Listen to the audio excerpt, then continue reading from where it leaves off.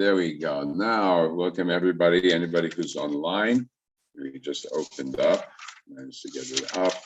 Apologize this morning, the rains have knocked out the cable, the internet cable to the building. So we are working off of what limited broadcast ability we have.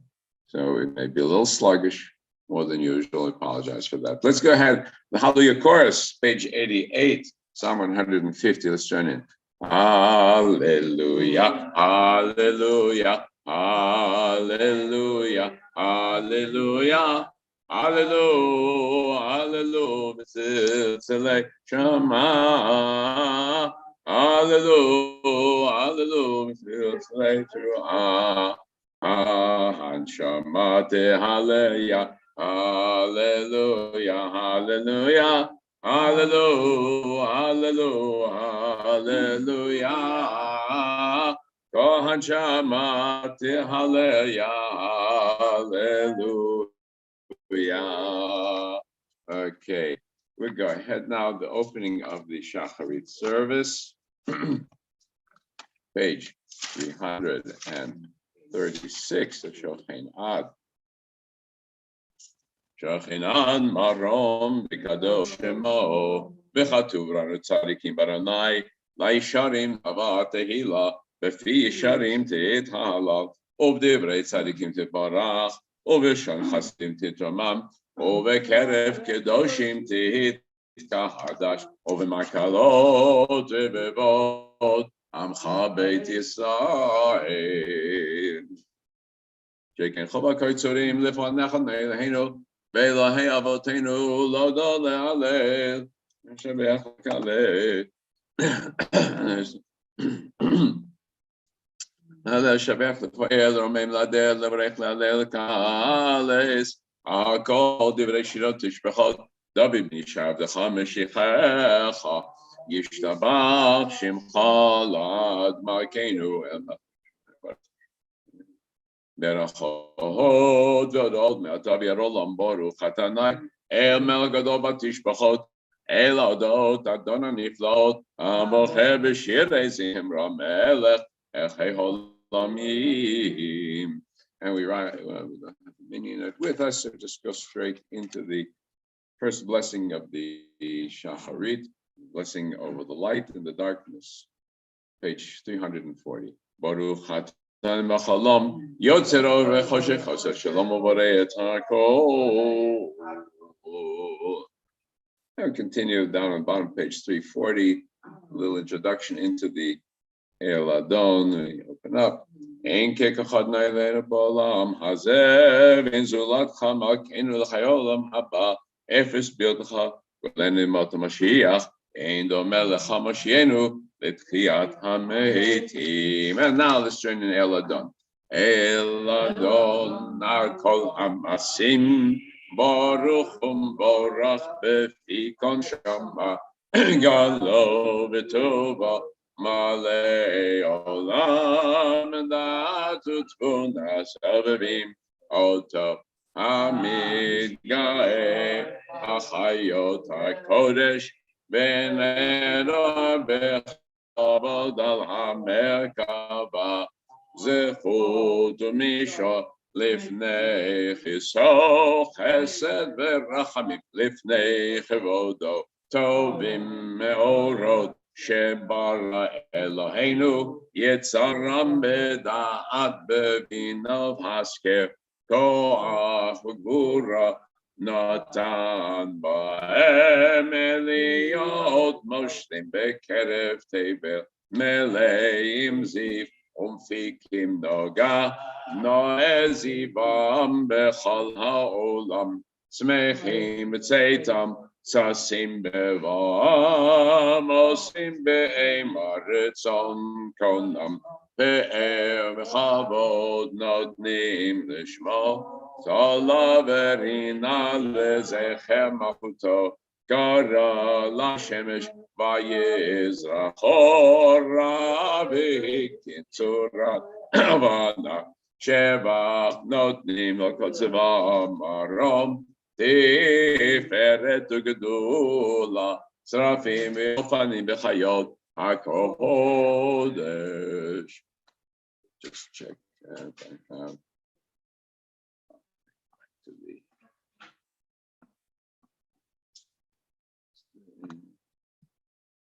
Okay. You go ahead now.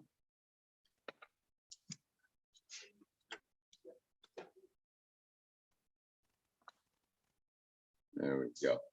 The vision of the angels, in the words of the prophet Hezkel, Ezekiel, and Yeshayahu, Isaiah.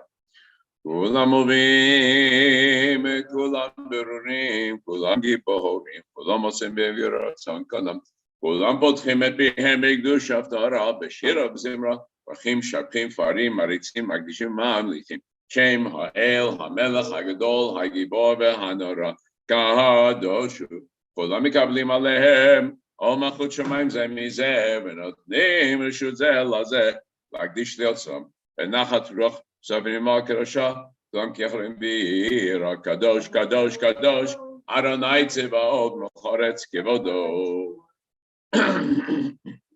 ואופנים וחיות הקודש, ברעש כלא מתנסים למעט שרפים, גם שפכים ויורים, ברוך כבר אדוני, ממקומו, ברוך נמות, תיתן למחיים. החדש הציון תאיר ונזכח לנו מהרה ליאורו ברוך אתה ליוצר המאורות. Praise you who creates the lights, the heavenly lights. Just today the Hubble, no, it's the new one, the Webb telescope was sent up to see back to the beginning of time. All right, so we give praise for that beginning of time, the original lights. Page 346.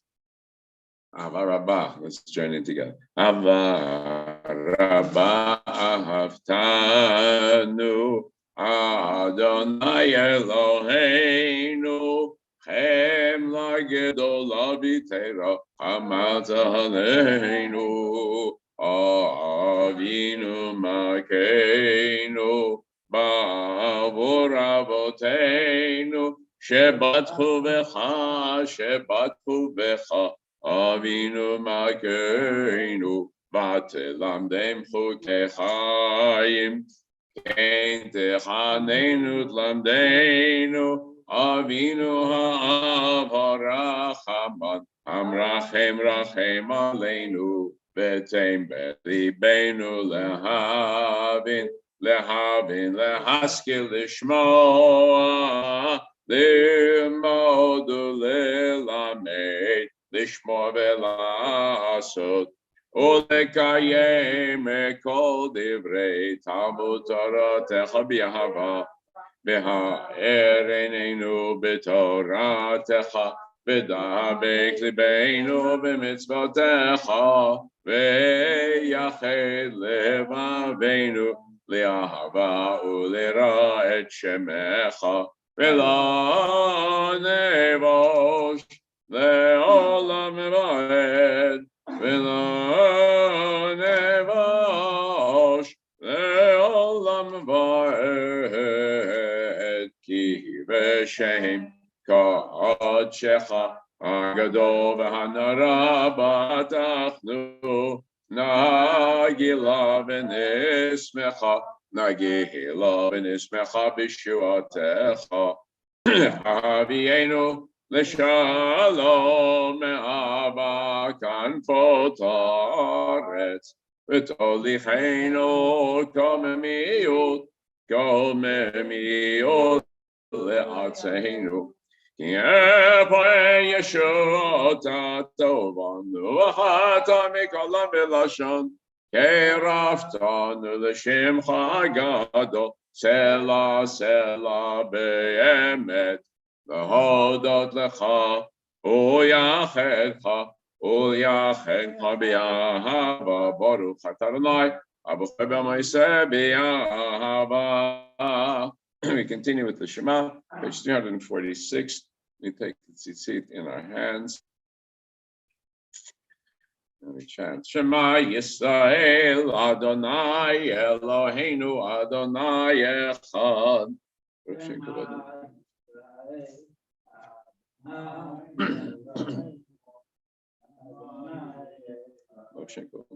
and together, V'ahavta et Adonecha b'chol levavcha u'b'chol nafshecha u'b'chol meodecha v'hayu hadvarim ha'ele asher anochi mitzavacha hayom al levavecha v'shinamtam levanecha v'dibat bam v'shiftecha b'beitecha v'lecha b'derech shachbecha u'b'kumecha u'kshatam le'od al yadecha v'yototofot b'neinecha u'ktaftam amzod beitecha v'isharecha.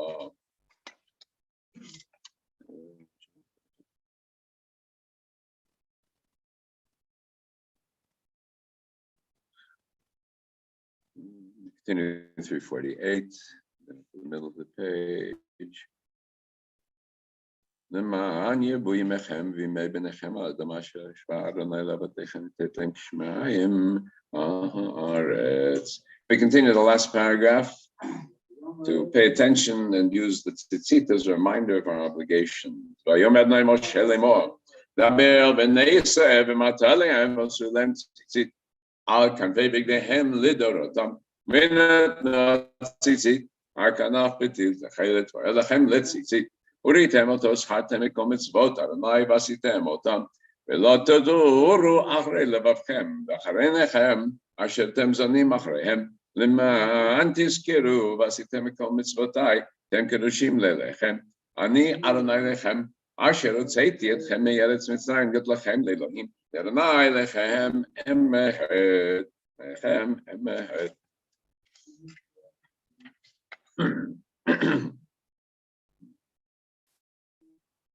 We continue now with the song of liberation. The Mikamocha Tilot Le'ele Yom Baruch Hu Mevorach Moshe Uvnei Yisrael Chanu Shirab Simcha Rabba V'yamru Kulam Mi Kamocha Ba'elim Adonai Mi Kamocha Nedar B'Kodesh Norati Lot Osef Ele Shira Chadasha Shibchu Geolim L'Shimcha Asefat Hayam Shira Chadasha Shibchu Geolim L'Shimcha Asefat Hayam Yachad Kulam Odu Yachad Kulam Odu V'imlichu V'yamru Adonai Yimloch Le'olam V'ed Tzor Yisrael Kuma V'yezak Yisrael Ovdechinu Mecha Yuda V'Yisrael Go Aleinu Adonai Tzivot Shemot Kedosh Yisrael Baruch Adonai Goal Yisrael. And we rise to the Amida, together pages 354 through 356, and then silently till 364, the Hebrew, the English, adding our own meditations. Adonai sifatai tiftach upiya git tehilatecha Baruch atah Adonai Eloheinu v'Elahei Avotenu Elahei Avraham Elahei Yitzchak v'Elahei Yaakov Ha'el Hagadol Hagibor v'Hanara El Elyon Gomel Chasadim Tovim v'Kaneh Hakol v'Zocher Chasdei Avot v'Yigdal B'neihem L'man Shemo v'Yahava Melech Ozer Moshiach Magen Baruch atah Adonai Magen Abraham Atah Gibor Le'olam Adonai Mechayim Meitim Atah Rab Loshia Mashiach Ruach Morid Agashem Mechakel Chayim Bechesed Mechayim Meitim Berachamim Rabim Somech Noflim Berofei Cholim Umatir Asurim Umekayim Emunato Lishenei Afar Mikamocha Ba'gevurot Umido Melach Melech Meimi Umechayeh Umatzmiach Yeshua Ne'emonata Chayot Meitim Baruch atah Adonai Mechayeh HaMeitim. Nikadesh Shemcha B'Olam Keshem Shemakdishim Ata B'Shmei Marom Katuv Vayad Nevi'echa Karzel Ze V'Yamar Kadosh Kadosh Kadosh Aranai Tzibaot L'Charetz Kivodo. Oz Bikol Rash Gadol Adir Chazak Mashmim Kol Mitnasim L'Matzrafim Otam Baruch Yomeru Baruch Kvaranai Mimeko Oimim Kamcha Makenu Tafia Tim Loch Alena Kimacha Kimanach Melach Matai Tim Loch Betzion Korvin Vatishkon Tit Gadar Tit Kadash Betov Yerushalayim Echalledor Vador Unetzach Netzachim V'eineinu Tirena Tirena Malchutecha Kadava Beshirei Ozecha Aydei David Mashiach Zekacha Yimloch Adonai Le'olam Elai Tzion Ledovado Hallelujah Ledovado Nagig Alecha Lenehetzach Netzachim Geshocha Nagish Shepacha Leinu Mipinu Loimush Lushno Bet Kia Melch Gadol Bekadosh Ataparu Chatanaika El Hakadosh.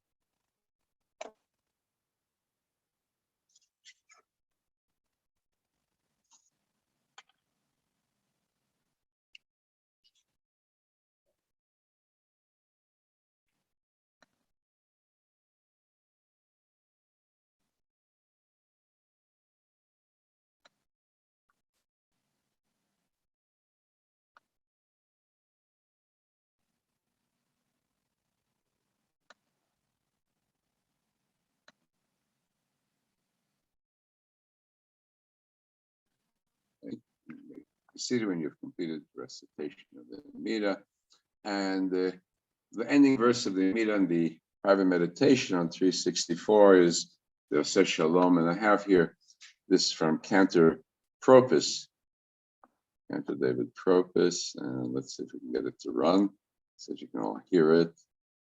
We can't get it up on the screen, but you can see it here on Zoom. Let's see.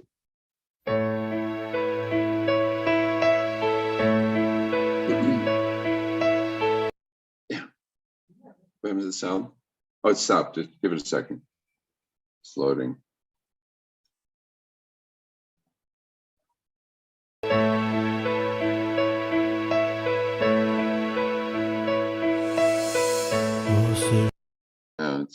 freezing up. Wait a minute.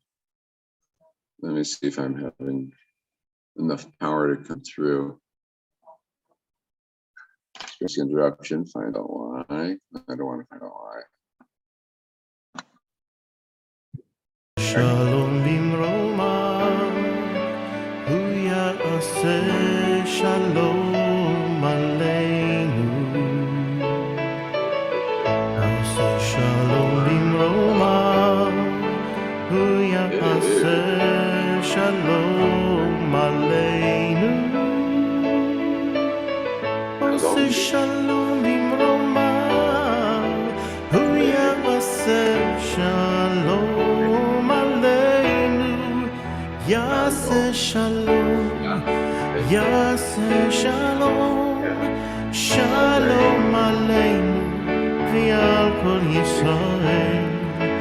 Yaseh shalom, yaseh shalom, shalom aleinu v'al kol Yisrael.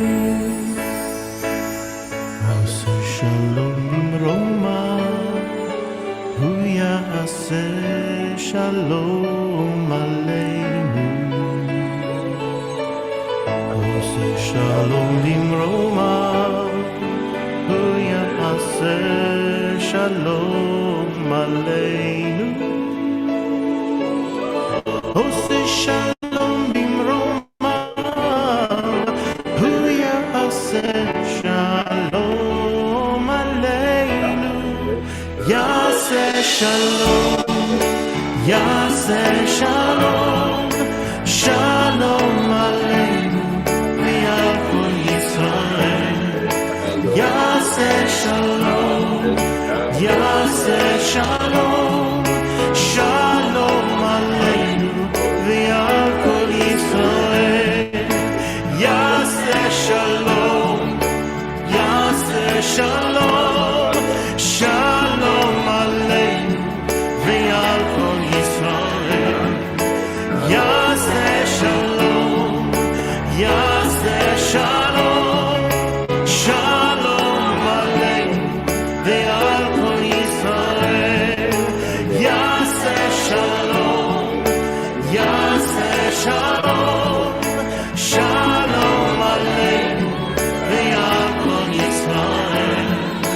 Yaseh shalom, yaseh shalom, shalom aleinu v'al kol Yisrael.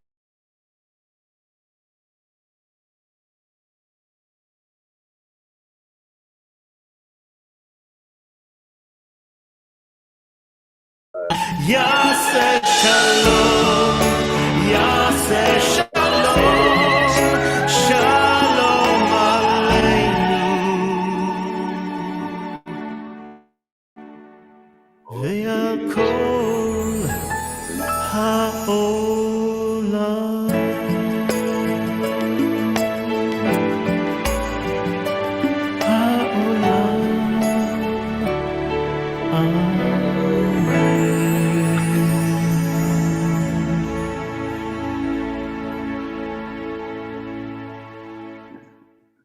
Turn this off. That's it. Let's keep it off.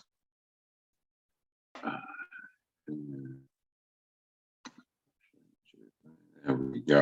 So let's go ahead now to our unit of study on page 630, plugging away through the Kavod.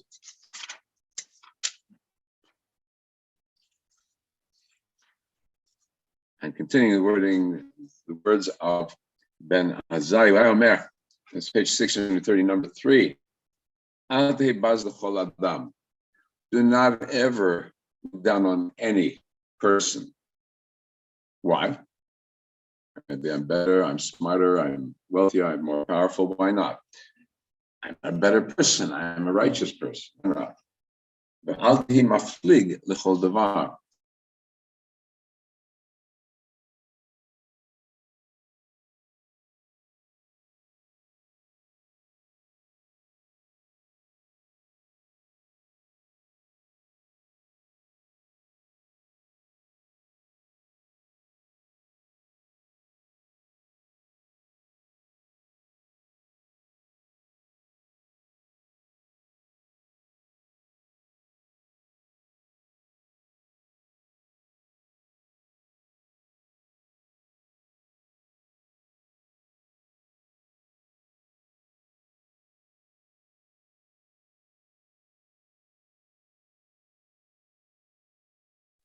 Let's go back here. Good. Okay. Also, do not ignore anything significant or insignificant like the computer going out on us. We don't know what its importance is, right? Right. About the human being. There's no human being who doesn't have that one moment in life for which she was created. We don't know. We don't know. Somebody on the streets, the homeless guy on the street.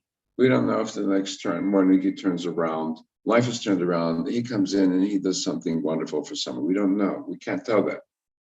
And we can look at kings and presidents and say, wow, wonderful, powerful majesty. We don't know what point they may turn around.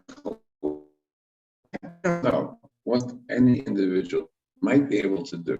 So we cannot despise or demean that individual.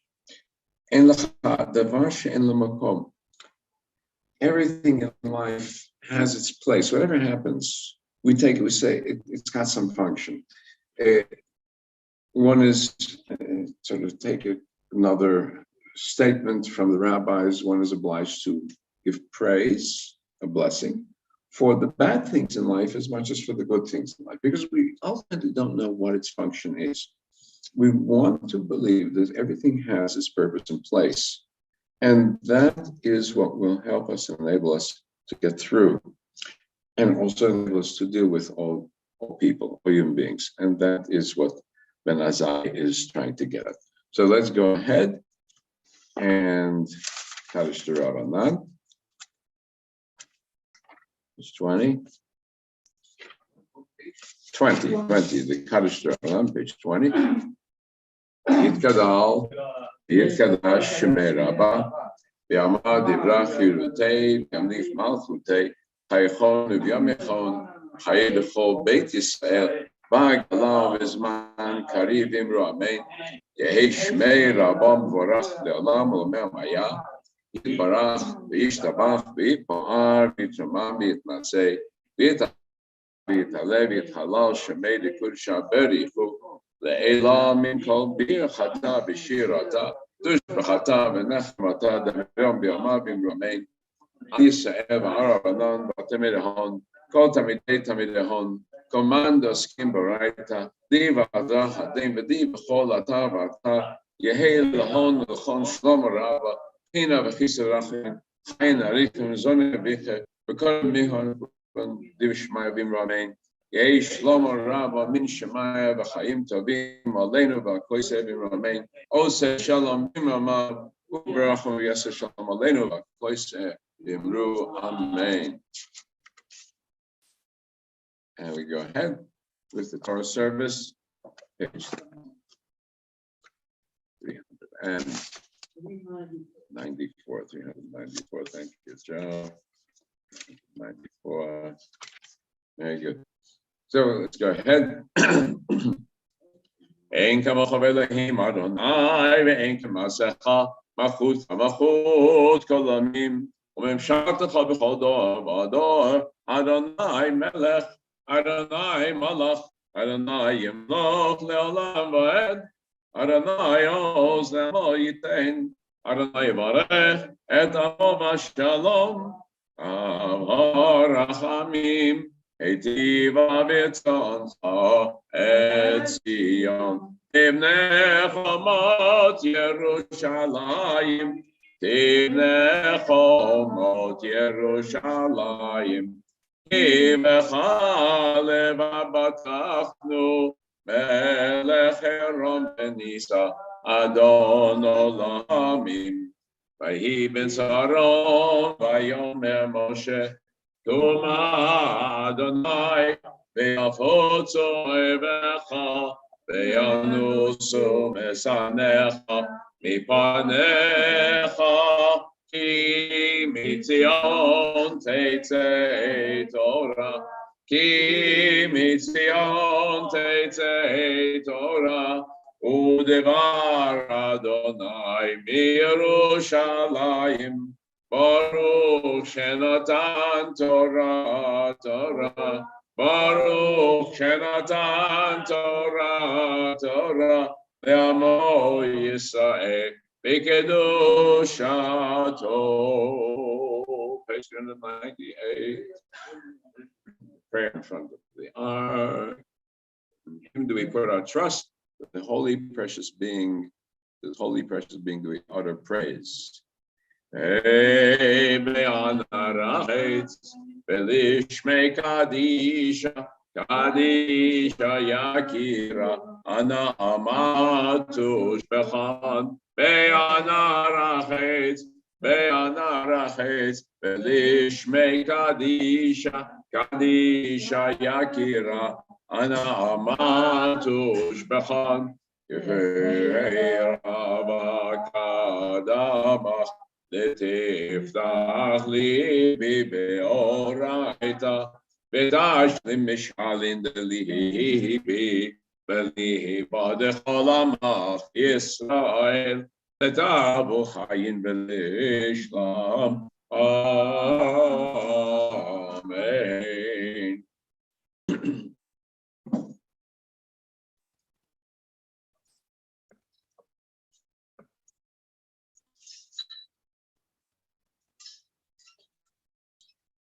Let's join in. I chant and you repeat it after me. Shema Yisrael Adonai Eloheinu Adonai Echad.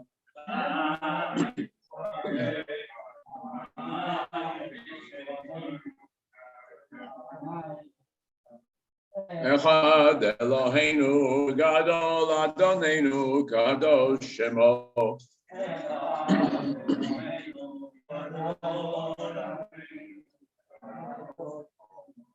Gadolul Adonai Tiyoner Homem Hashemot Yachdav Lecha Adonai HaGedola v'HaGevora v'HaTiferet v'Netzach v'Ha'od Ki Chov HaShamayim u'Ba'aretz Ki Chov HaShamayim u'Ba'aretz Adonai HaMamlecha v'Mitnaseh l'chol l'rosh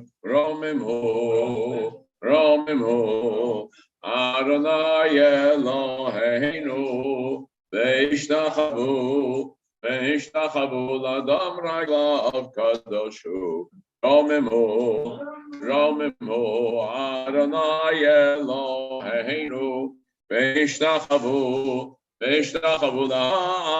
l'akadsho Kadosh Adonai Eloheinu.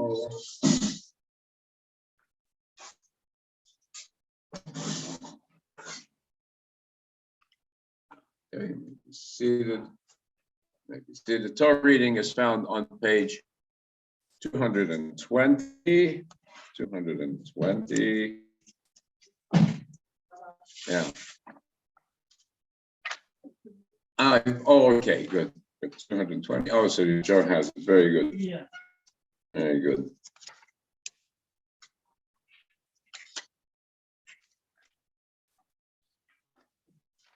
Chapter 4, verse 18.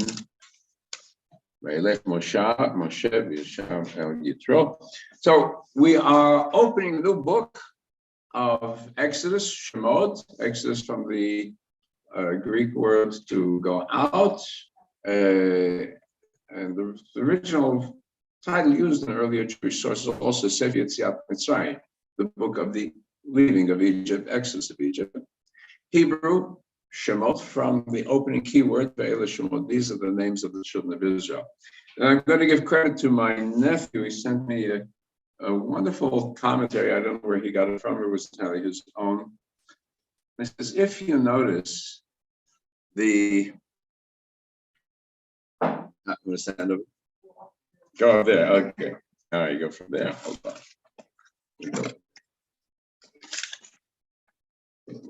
Here carefully, very carefully. All right, okay. So we go from here. If you notice, he said, in the beginning we have Elishmo. These are the names, and everybody is listed by name. It says by the time we get to Moses' generation, nobody has a name anymore. It says there's a certain Levite who takes a woman, and they have a baby, and he's put into the water. The baby doesn't have a name either. Let's get back to the Egyptians, give them the name. Later, we find out in the big, but so what is pointing out is this. Before slavery, you're an individual. The nature of slavery is such that you become anonymous. As time goes on, the Jewish people lose their individuality and become anonymous. Well, Joe, you're in camps, you start being Jew, become a number. Yeah, I got a number, I had no name. You remember the TV show Secret Agent Man? They giving you a number and taking away your name. So one of the great steps of crushing your people is to take away their identity and individuality. And so doing that's how you crush your people. So that I thought was fascinating there. This comes out like Rabbi Y. Jacobson. As a result, Yeah, okay. he's a Rabbi. Yeah. Okay. Commentary. Interesting. So that's what I thought. We came into Egypt peaceful, we became slaves 200 years later. Yeah.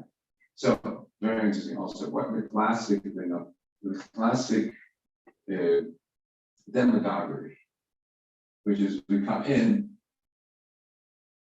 we're building the country, taking apart building the country, but there's some kind of political overthrow. There's a new regime, some kind of regime change, maybe a new dynasty, just the pharaoh. Joseph did not know about Joseph because the books in front of him that did not want to recognize Joseph, whatever his purpose is. Let's deal with them carefully because they have become overly powerful. Not only do they, many they're spread all over like frogs and locusts. That's how many there are all of a sudden. Even though there's still not that many in the beginning.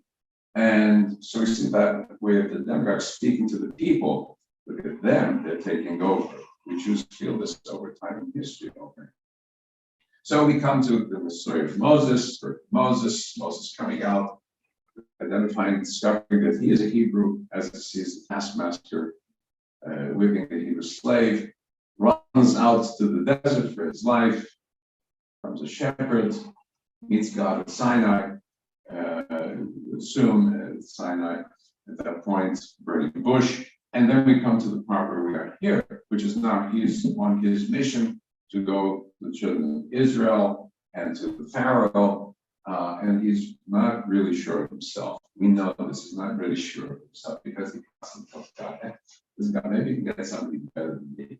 I don't speak that well. I am a stranger to my own people. Right? All of this over and over again, and God said, you're going to go whether you want to or not. One of the problems of the prophets, you see this constantly with the prophets. I don't want to be a prophet. I'd rather have a nice house in the suburbs, get my pension check, and that's it. And instead, God said, you have no choice. Like with Jeremiah, in your womb I saw it, right? In your womb, I knew you. That's it. So Moses is not given a choice. You're going to go, you don't want to go, you're going to go. Okay, you're afraid of talking, Aaron, your brother will speak for you. Then we have, coming to this part, God gives instructions, he says to Pharaoh, you tell him, children of Israel, my firstborn, and you shall let them go. They may serve me. And if you don't, I will slay firstborn. Now, that's what in this portion we're reciting, God tells Moses. At no point does Moses ever quote that. If you notice later on, at no point does Moses ever quote that till the very last plague. And he saves that one in store. What we see going on is Moses is negotiating and toying with Pharaoh all the way along. And sometimes at the beginning backfires when he starts off, let's go. So then we have a very odd interlude where as he's going in the desert, God meets him in the desert, and it seems like God wants to strike him dead.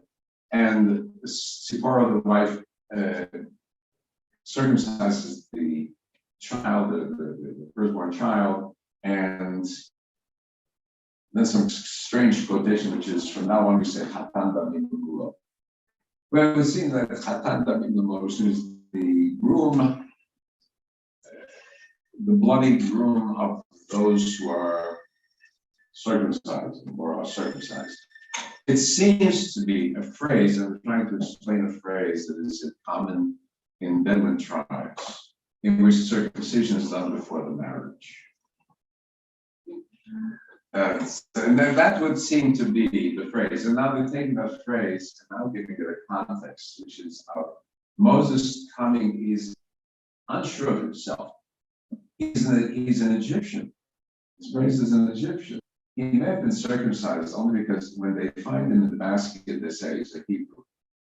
And then maybe because he's circumcised, the Egyptians generally were, although the Egyptian royalty were. They really were. So maybe the circumcised, maybe wasn't, but the firstborn is a child to non-Jewish mother. Well, she takes care of it. She's going to make the child part of the covenant. So there, it's like having Moses put, what did it say? Put skin in the game. So forget it. Or commitment. Some of the Midrashic commentaries say that she actually circumcised Moses. Or something to that effect. Or that the angel of death swallowed Moses up to the midway since she understood it had to do with circumcision. Some things like that. Because the rabbis, so wait a minute, how is this great Moses married to the daughter of Jethro, who was the high priest of Midian? Something not kosher here. So what did they say? Did Moses have some problem about how he was going to raise the children when there's a mixed marriage? Maybe Moses had a problem. And say, well, very often what they found 2,000 years ago is where there was an intermarriage, and so they agreed, okay, one child will be Jewish, one child will be pagan. Let's split the kids. Right? This debate goes back. It's a rabbinic debate thousands of years ago. How do we raise the kids? Yeah. You have the location that Moses' wife became Jewish, Good question. Good question. Of course, he's marrying her before there's a Torah. right? So she's grandfathered in. If she have no indication that, what's his name? Who was in Egypt? Joseph. Joseph's Yeah. wife, Right. she stayed. Yeah, they're grandfathered in. There's no rabbinic court to go to. Right. Right? So So the she- children, Yeah. it's paternal. But what I'm saying is, yeah, it's because their grandfather did.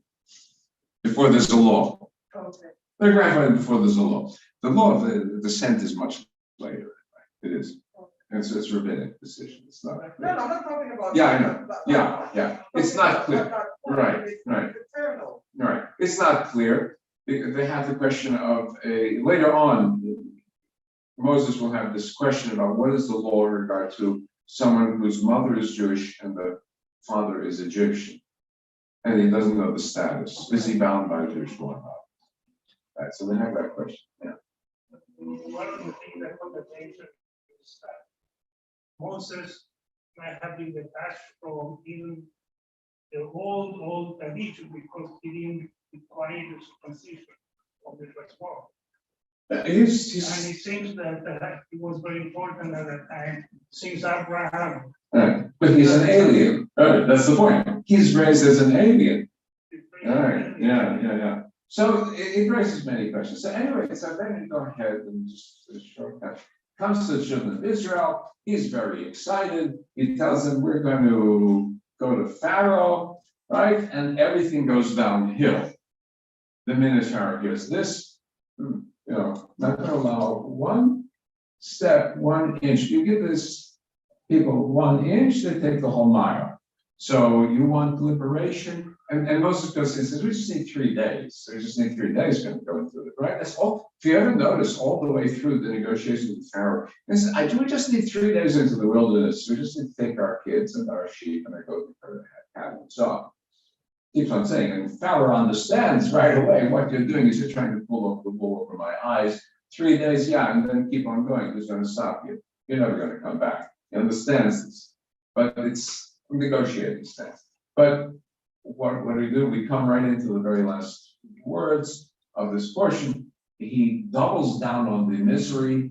Says from now on, you're going to get your own supplies for making bricks, the teven, the straw to strengthen the mortar, and then you're going to still make the same amount, right? So you've got double the work on you, doubles the workload, and everything is worse.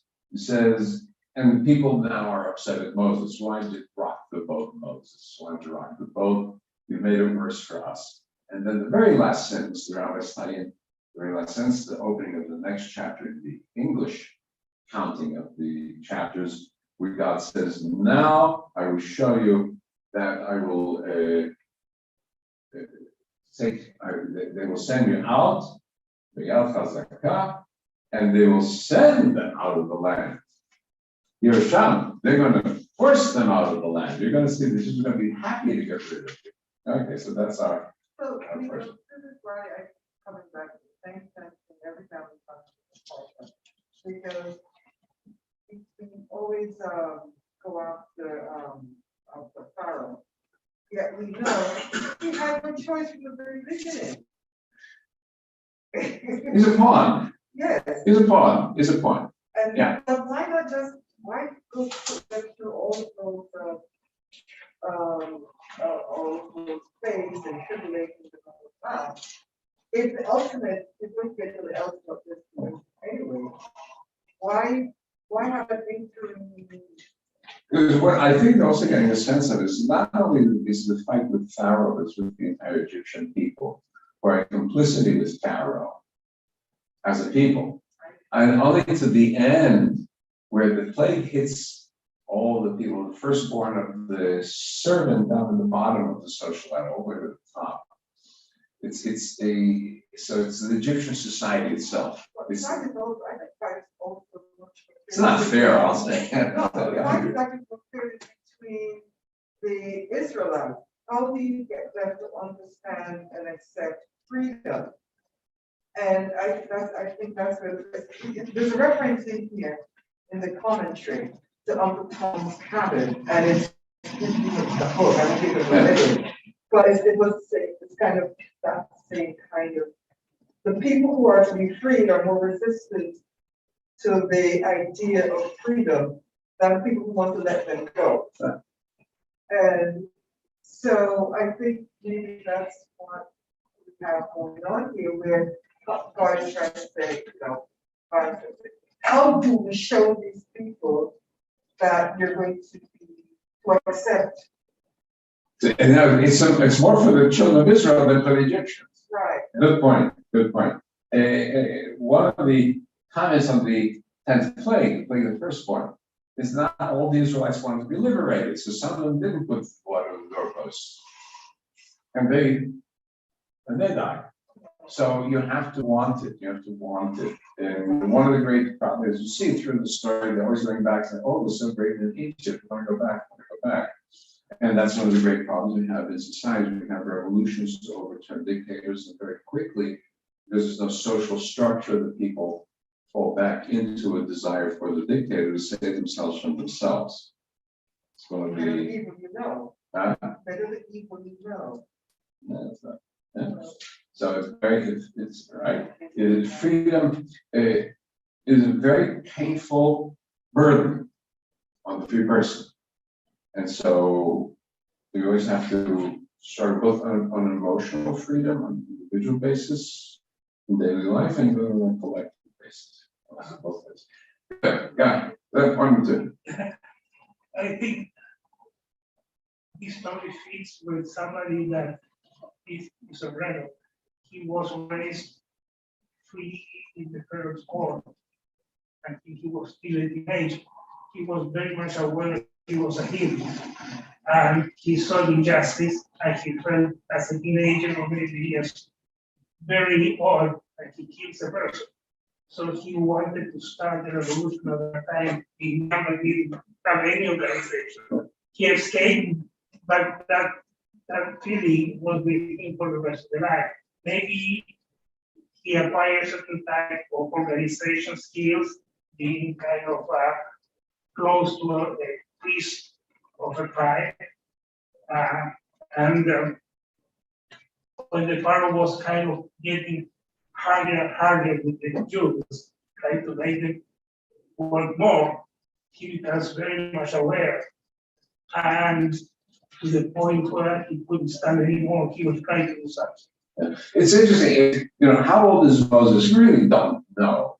His whole youth is kept as a blank intentionally, because it's not of interest to us.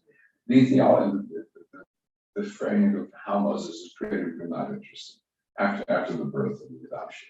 But the presumption is that we're taking the age, the figures literally, he's 40 at this time. He's 40. Doesn't begin the Exodus till he's 80. So is a very mature man. So Jewish legends have it that he is a general in Pharaoh's army and he's involved in conquests of Ethiopia. Right? And that's when you watch the movie, The Ten Commandments, he's coming back. That's based on Jewish legends. It's also in, I don't know if it's in Josephus or in Egyptian lore that he's a leader himself, leader of a rebellious faction in Egyptian society. So, but what's the trigger? We don't know. At what point is the trigger? We don't know that. Yeah.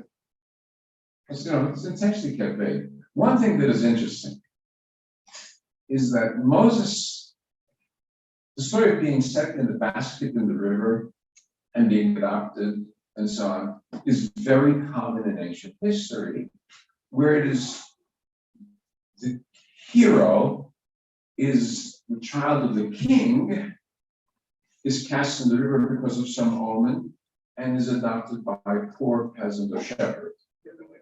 The king of Assyria, the first king of the Assyrians, Cyrus of Assyria, was born that way. So the story of being cast and adopted is a way that the upstart rebel proves he's really noble by saying, I was born of nobility. Moses' story is the exact opposite. Love to turn things upside down. The Bible turns everything upside down. No, the one who is this upstart rebel, who will be your leader, the child of slaves. All right? So we reverse the tables. Is the child of slaves is adopted by the royalty all of a sudden. Right? This flipping the tables, which is very common. History will come with more than experience. Usually the people who are very regular people who have school and college, when they have some education and they feel easy, and they become very outspoken. Yeah, a lot of leaders of revolutions are part of the elite. And it's very rare that the revolution is somebody from the very bottom of society. Somebody from the elite was the second tier. Lenin was a second level nobility. On the first level, the second level. So he was exposed Yeah. to be free. Yeah. To compare this. So yeah. That's it. Okay, so let's go into our story. Page 220, 227, verse 18 through 20. Yeah, so now thank you, Carmen, for printing it out. In big print. One. Okay.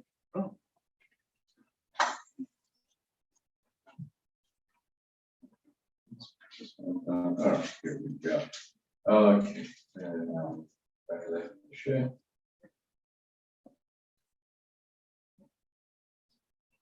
יעמוד, Moshe.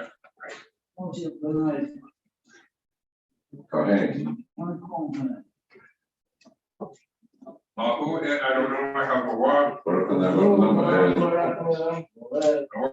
have around the long way, so I try to night of the kingdom, they like the whole world, but sure, find it in school. I meet with the line, get to I don't know, I do change to, Amen.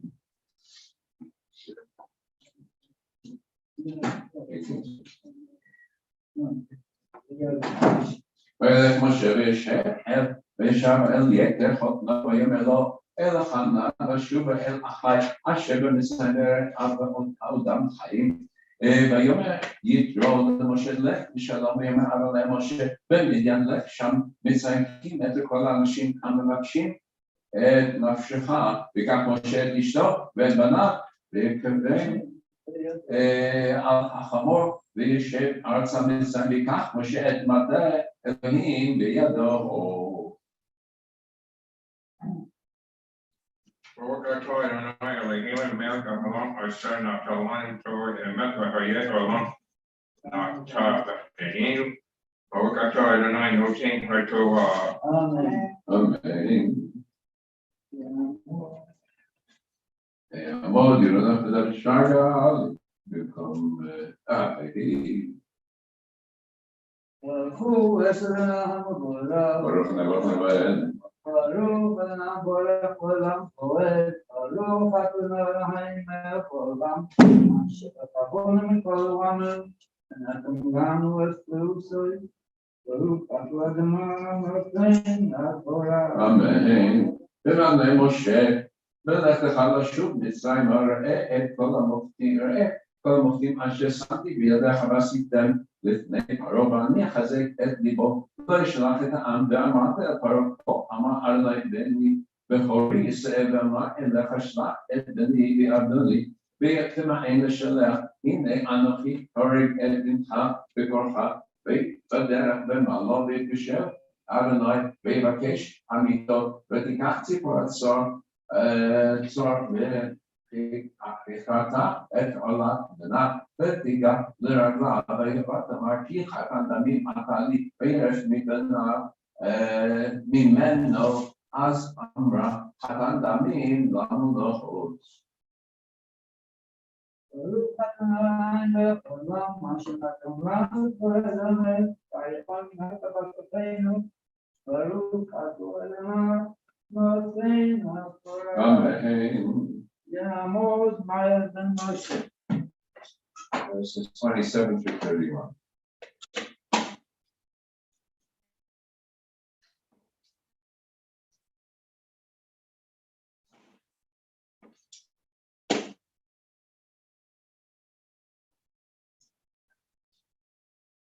ברוך אדוני המבורך. ברוך ברוך נבואן אדוני מלך העולם פועל. ברוך אדוני מבורך לעולם ועד. ברוך אדוני אלוהינו מלך העולם. אשר בחרנו מכל העמים ונתן לנו תורתו. ברוך אדוני נותן תורה. Amen. ויאמר אדוני אל אהרון לך לקראת משה המדברה וילך ויקשר בהר אלוהים וישב לו ויגיד משה לאהרון את כל דברי אדוני אשר לכו ואת כל האותות אשר ציווהו וילך משה ואהרון ויאספו את כל זקני בני ישראל וידבר אהרון את כל הדברים אשר דיבר אדוני משה ויעשה אותות לעיני העם ויאמר העם בשמו כי פקדני את בני ישראל כי ראה עינם ויפלו וישתחוו. ברוך אתה אדוני אלוהינו מלך העולם. אשר נתן לנו תורה ואת חיי עולם נתן לכם. ברוך אתה אדוני אלוהינו. Amen. יעמוד 222 was verses 1 through 5. Baruch et Adonai Hamdulillah. Baruch Baruch Adonai Hamdulillah. Baruch atah Adonai Eloheinu melech haolam asher b'harabanu mikol ha'yamim natan lanu et torato. Baruch atah Adonai noten haTorah. Amen. באו משה ואהרון ואמרו אל פרעה כה אמר אדוני אלוהי ישראל שלח את עמי ויכול לי במדבר ויאמר פרעה מי אדוני אשר אשמע בקולו לשלח את ישראל לא ידעתי.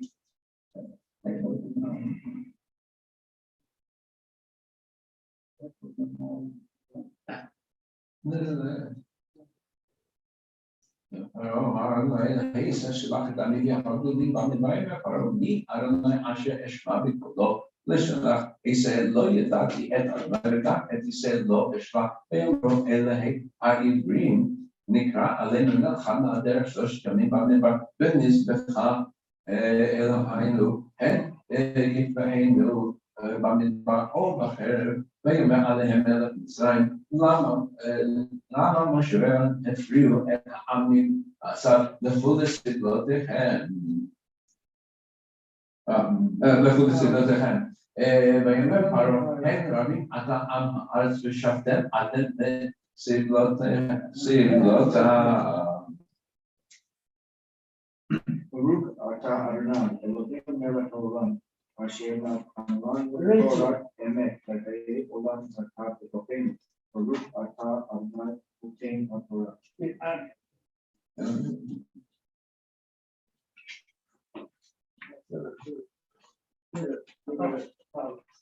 Continue verses 6 through 9.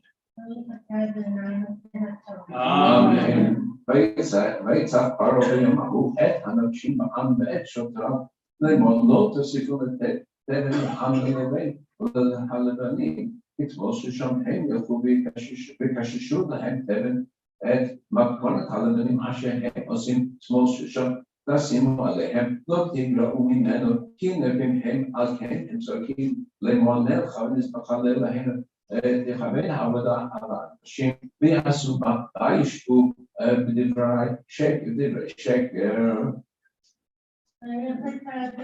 אלוהינו מלך העולם אשר נתן לנו תורה כדי וחי עולם נתן בפניו ברוך אתה אדוני נותן התורה. Amen. Okay, next one.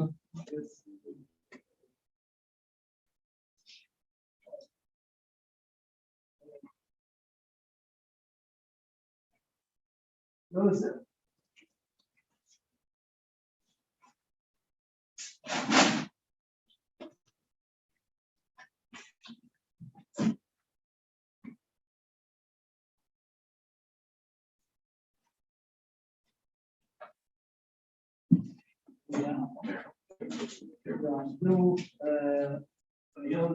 תעמוד.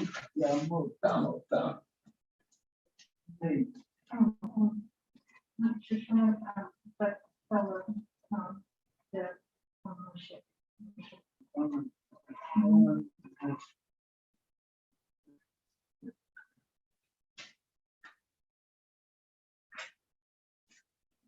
ברוך אתה אדוני מבורך ברוך אדוני המבורך בעולם ועד ברוך אתה אדוני אלוהינו מלך העולם אשר בהרבה בכל העמים ונתן לנו את תורתו ברוך אתה אדוני נותן התורה. Amen. ויצאו כשהעם ושותיו ויאמרו אל העם לאמור כה אמר פרעה הן לכם תבן אתם לכו קחו לכם תבן אשר תמצאו כי אין נגרע מעבודתכם למר ויבוץ העם בכל הארץ מצרים וקשש קש לתבן הרגשים עצים לאמור כלבו מעשיכם דבר יום ביומו כאשר ביות התבן ויקחו שוטי בני ישראל אשר שמו עליהם נגשי פרעה לאמור מדוע לא קניתם חוקכם ללבן כתבו ששום גם שמאל גם היום. ברוך אתה אדוני אלוהינו מלך העולם אשר נתן לנו תורת אמת וחיי עולם נתן בתוכנו ברוך אתה אדוני נותן התורה. Amen. This is number 7.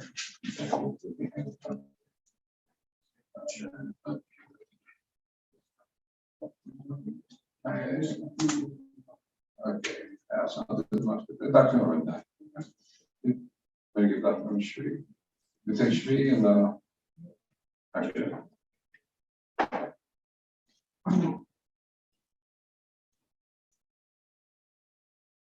יצחק בן אליהו. Baruch Adonai HaMorach. Baruch Adonai HaMorach Le'olam Va'ed. Baruch Adonai Eloheinu Melech HaOlam. Asher בחר בנו מכל העמים ונתן לנו את תורתו. ברוך אתה אדוני נותן התורה.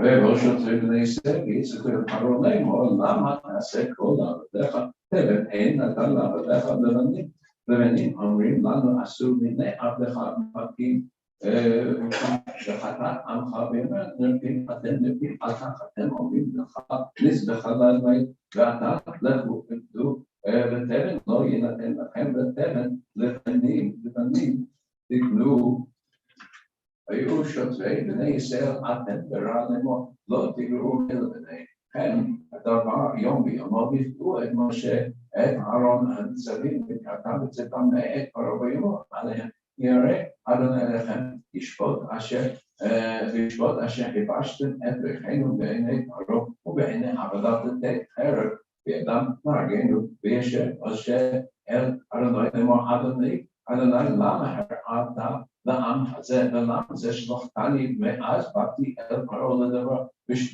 בשמך הרע לעם הזה בצאת לא הצלת את ויאמר אדוני אל משה אתה תראה אשר אעשה לפרעה כי ביד חזקה ישלחם וביד חזקה יגרשם מארצו. ברוך אתה אדוני אלוהינו מלך העולם שנתן לנו את תורתו תורת אמת וחיי עולם נטע בתוכנו ברוך אתה אדוני נותן התורה. Sort of a poignant parallel. Who is being tasked with the job of organizing the slaves? It is the leaders of the people themselves who have the job of controlling the rest of the Hebrew people. Taskmasters. But they give it to the select elites and children of Israel. There's a little bit, there's a painful connection there. The Judenrat in Germany, where every ghetto had a Jewish council, they had to carry out the instructions for the Germans. And the best way, again, control, compromise, keep people among the people you're oppressing. They will do the regular for you. That's what ours do. So that was really the case that the ones who were really handling the matters were Jewish. So in the ghettos, Judenrat Was the Judenrat was the leader. He was the leader. in the concentration camps. They would give the orders that fulfill the order. In the concentration camps also. Like those 100 people to bed. Yeah, you have to do that. You have to make the decision. So he had to make the decision. Who decides? Who goes? Who stays? They made the decision. They followed the order. Yes. Because and they were told, if you don't follow the order, we'll kill everybody. So you make the decision. You know, this, you have the same situation in the concentration camp, the capo, which would be prisoners who were in charge of the other prisoners. So the couple was in charge of the better. Rabbi, there is article by Rabbi Schatz, very interesting that you see the Hamyadot, midwives, they didn't follow the order. And he explained that in Judaism, the order coming from above is more important than the order coming there. Is it beautiful? That story is a beautiful story. It says something about Hebrew, and we assume it's Hebrew midwives, but why would he send Hebrew midwives? We trust them. And so some of the commentators said that the midwives sent to the Hebrews, you're going to send Egyptian women to kill the children. So some of the commentators said, even though they were Egyptian, they as God more than the field of earthly power. And in the court of Eichmann, they use this very, very sentence. Look, the officers, Eichmann, others, they say, look, we follow the order from God. But the court said no. According to Torah, the order from Shamayim is more important than the order from the God. You shouldn't have followed, you see, you should have resisted, but it happened again. Yeah. So let's go ahead then. Okay, thoughts. We're going to pray for all those who are ill. Mishamerach, Avatena, Abraham, Yitzchak, Yaakov, Sarif, Karachim, Leah.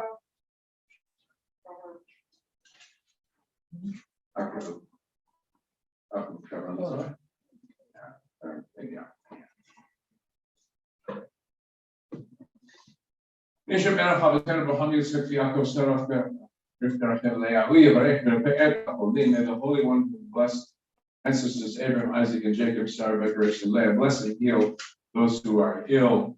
We pray for Alexander, Mercy Kelsey, Brian Duran, Harry Blevins, Mercy Manya, Barbara Morgan, Judy Anthony, Richard Zeller, Judy Smith, Samuel Smith, Robert Roger, Roger Rosen, Reginald Flawless, Susan Cook, Shirley Marco, Gabby Brookson, Leva Batsar, Herb Mormon, Hannah, Hannah Sabakar, Alpha, friend of Judy Alkali, Hannah Batsar, Irina Vasepian, Alan Whalen, Lovin Masha Batsar, Jennifer Fraser, Delvin Hannah, Shoshana Batsar, Liz Jason, Erna Nissan, all those who have been affected by COVID-19 virus, and our dear friend Anthony Ochoa and his wife, family, and Racha Batam Torah.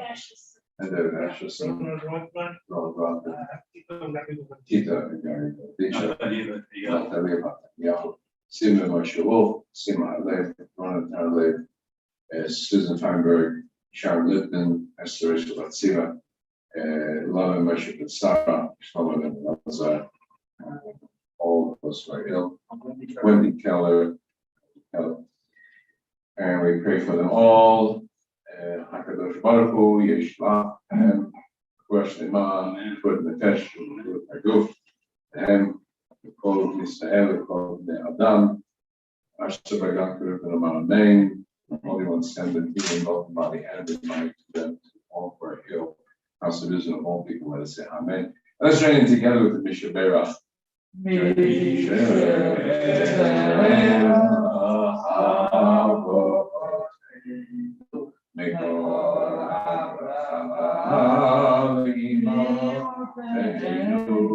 May the source of strength, who blesses before us, help us find the courage to make our lives a blessing, and let us say Amen.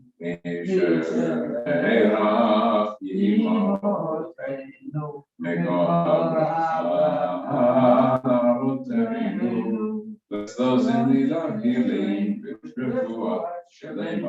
renewal of body, the renewal of spirit, and let us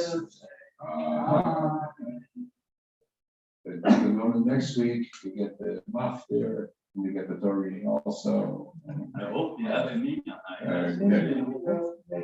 Next week is New Year. January 1st, yeah. Don't sleep late. Yeah. Sleep late. Yeah, no. On the 8th,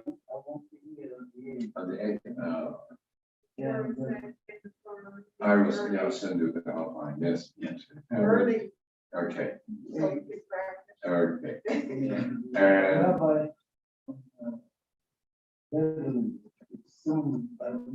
I'll give you an excuse access. We give you excuse.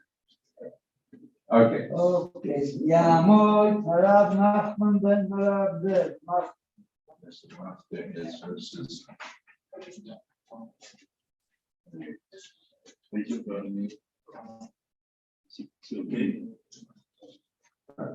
Yeah.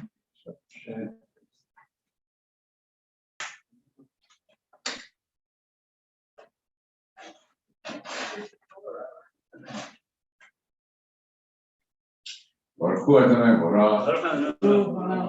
Baruch Ne'vashlam Ba'el. Baruch Hatan Afalam Ashbachapan. Nikamani Ve'latalan Red. V'tov Baruch Hatan Ashbara. וישב משה אל אדוני ואומר, אדוני, למה? אדוני, למה הראותך לעם זה למה זה שלחתני, ומאז באתי אל פרעה לדבר בשמך, הרע לעם הזה, וצריך לא הצעת את עמך, ויאמר אל משה, אתה תראה אשר אעשה לפרעה, כי ביד חזקה איש לכם, וביד חזקה יגרשם מארצו. ברוך השם והחלום אשר בטבע, וחלום ותורת אמת וחלום ותפקידו, ברוך אתה אדוני נותן התורה. Amazing. And strong arms.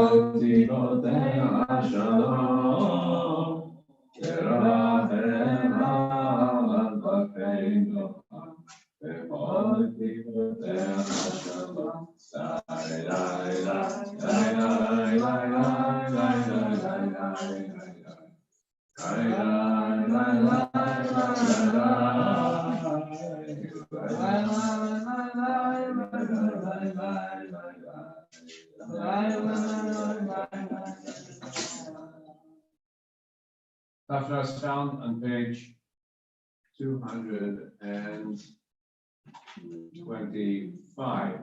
Ashkenazim starting to have a different custom here on the reading. So the Ashkenazi custom is to take it from Yeshayahu 26, and the next chapter.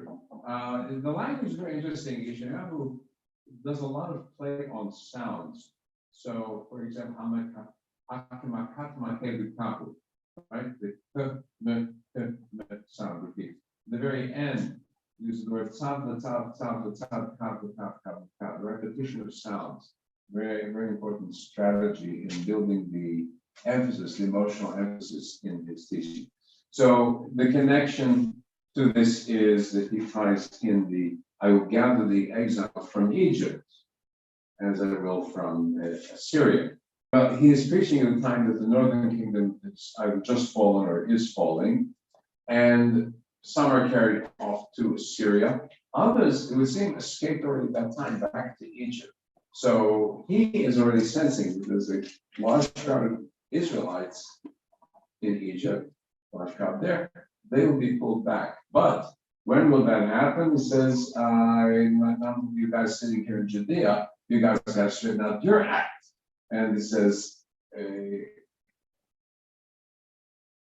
line by line, it's a metaphoric phrase that he uses. You're going to just drop your teaching to them line by line. They have to think hard to figure out what you're doing. And then finally, there will be redemption, finally, right? That's sort of, and we always end up with that Hebrew, Otoy, Adav, Adav. You shall see his children work in my hands in the midst of him, that they sanctify him. They sanctify the Holy One of Jacob, the Son of all the God of Israel. This always you want to end with the vision of an ultimate return. That is the Shemot. So we're going to start off, page 226. ברוך אתה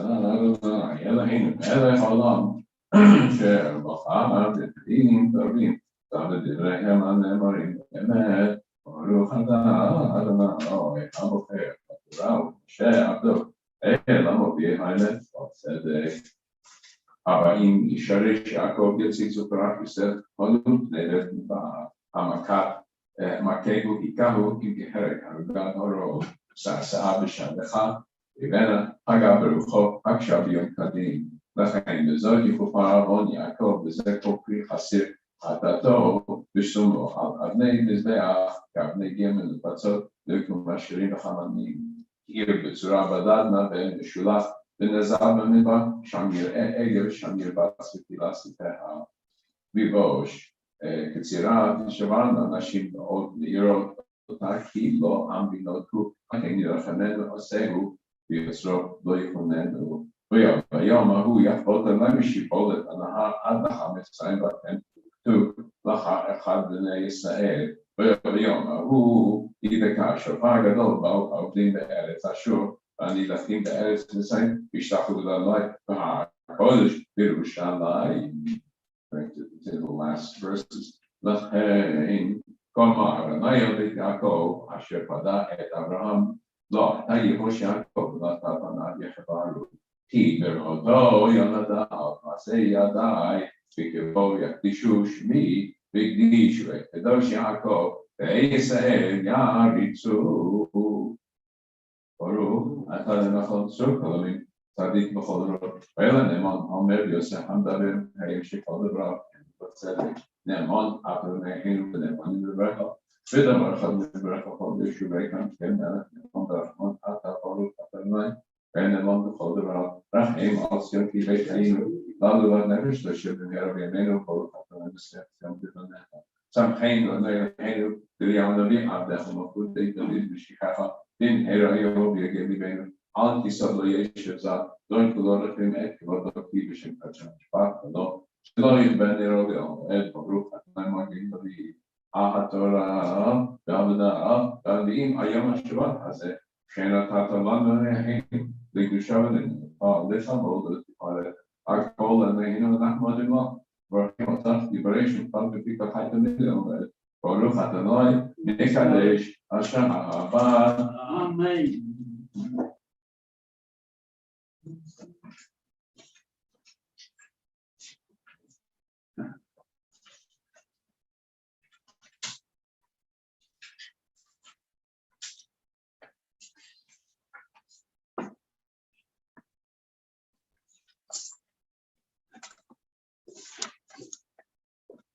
Okay, now we go ahead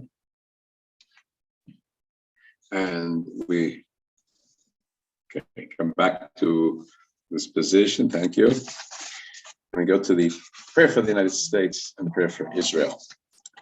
On to page 415, we have a prayer for the United States, our country.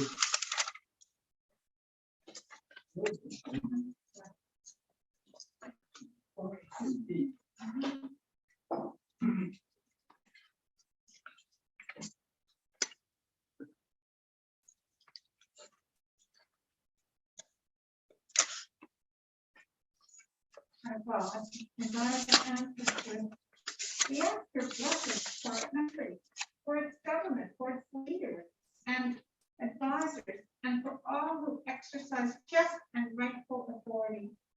Teach them insights of your Torah that they may administer all affairs of state fairly, that peace and security, happiness and prosperity, justice and freedom may forever abide in our midst.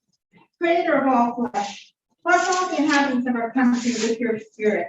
May citizens of all races and creeds forge a common bond in true harmony to banish all hatred and bigotry and to safeguard the ideals and free institutions which are the pride and glory of our country.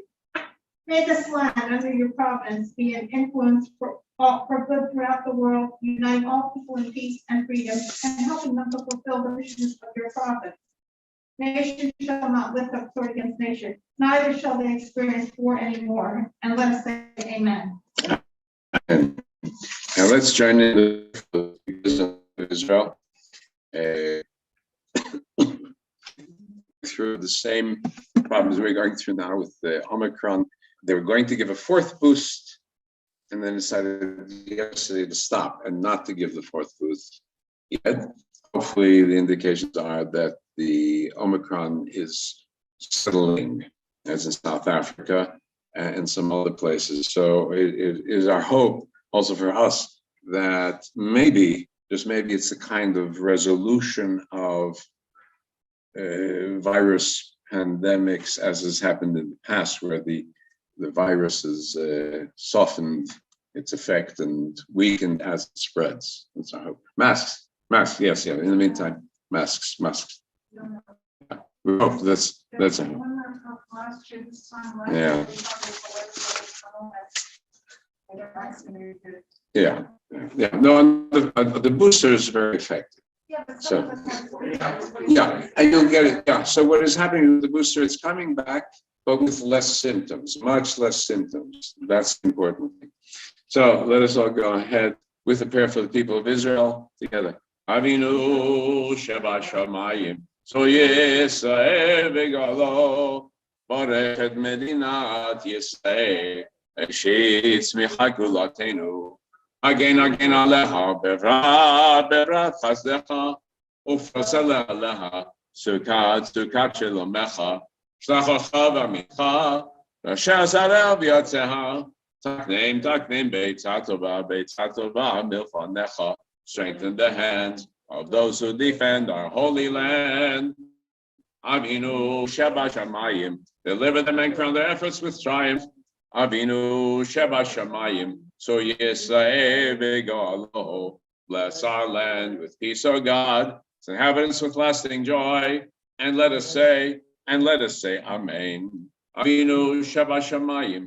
So Yisrael v'galo barechet medinat Yisrael Reshit tzmicha gulatenu Again aleha bevrat chazdecha Fros aleha sukat shalomecha v'noma amen amen.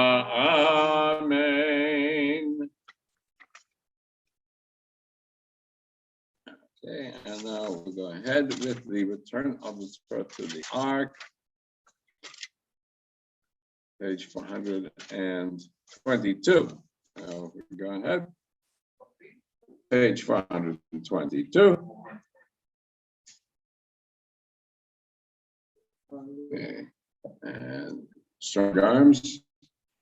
Hey, watch the wires. Watch the wires. Good. Good. Yeah. Okay.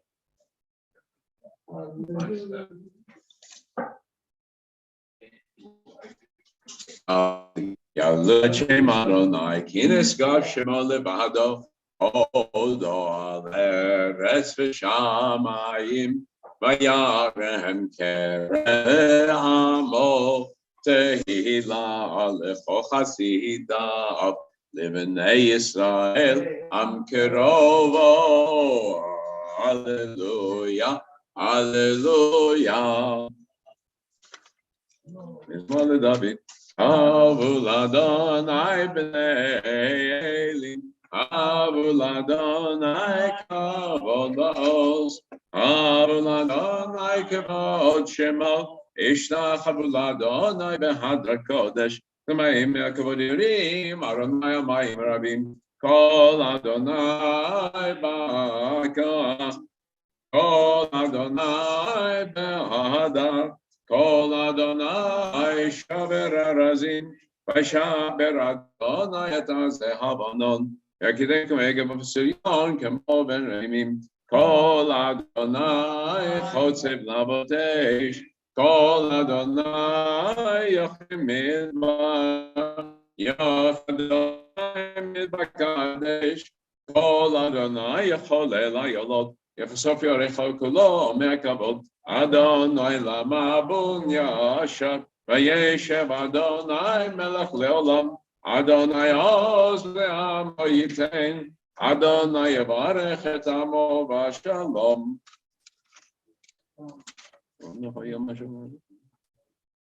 It's chayim hi lama chazikim ba, v'tom cheha me'ushar.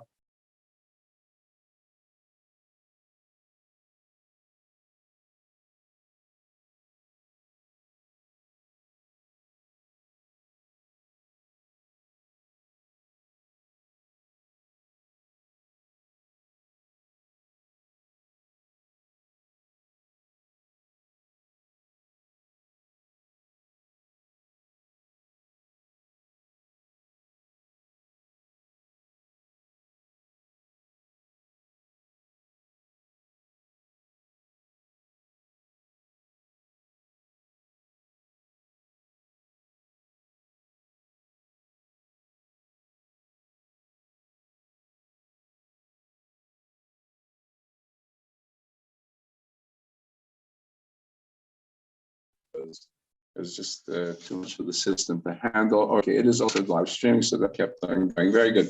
Let's go ahead with Ein Kelohenu. Let's sing together Ein Kelohenu, page 508. 500. Ein Kelohenu, Ein Kadonenu, Ein Kemakenu, Ein Kemoshienu, Mich Eloheinu, Mich Adonenu, Mich Emakenu, Mich Moshienu. Nodel Eloheinu, Nodel Adonenu, Nodel Emakenu, Nodel Moshienu, Baruch Eloheinu, Baruch Adonenu, Baruch Makenu, Baruch Moshienu. Atahu Eloheinu, Atahu Adonenu, Atahu Makenu, Atahu Moshienu, Atahu Shektiru, Avotenu, Lefanecha Eketore Pasami. Page 510, we continue there. Later, please rise. Somebody want to open the ark for us? Volunteer.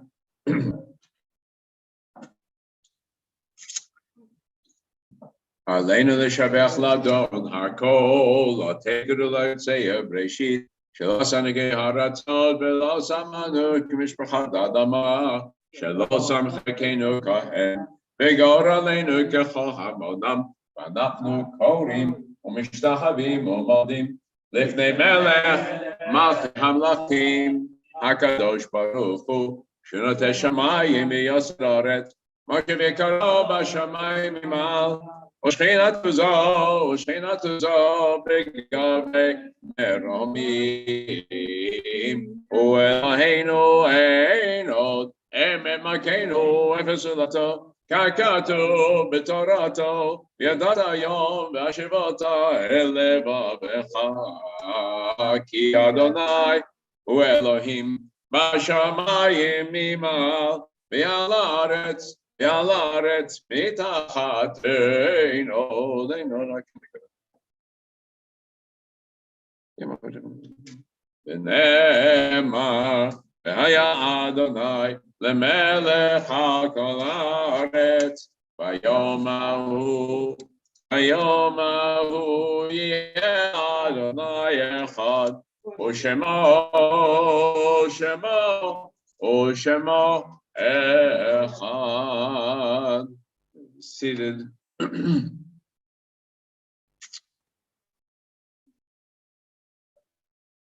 Remember those loved ones that passed away this year: Irma Smith, Miriam Bodei, Ilanit, Bat Yitzchak, Norman, Elaine Goldsmith, Margalit Sadok, and those whose yahrzeits are marked this week, passed away in years before. Esther Siegelfarb, Rose Grush, Leah Braverman. Those who are reciting the Monaskar, please rise and repeat with me on page 512. Yitadal, V'yitkadash, Shemerav.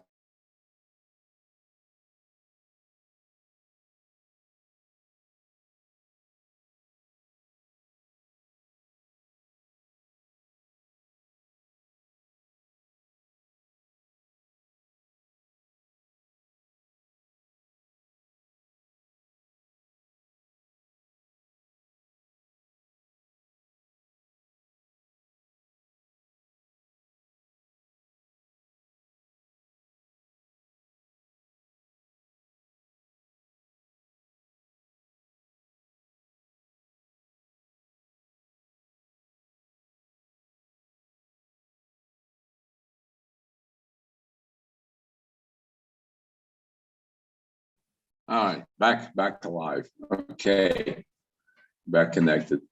Okay, so we're going to come to my topic du jour. I'm not going to try share screen. I'll just keep my notes up here for me.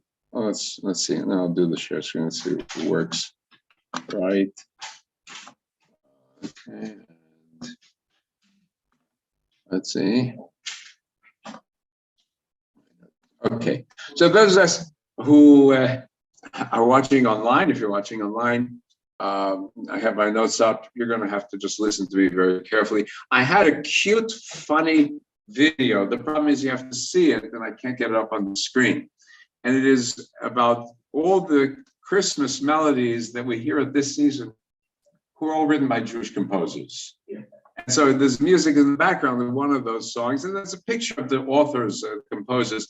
I'm dreaming of White Christmas, Irving Berlin, Silver Bells, da da da da da, right? And Rudolph the Red-Nosed Reindeer, where the idea is that Rudolph is the odd-nosed reindeer among the reindeer who has the bright light, right? And he can lead them, nobody else can lead them. And it's like, I'm the Jewish reindeer among the other non-Jewish reindeer, sort of the implied story theoretically behind it.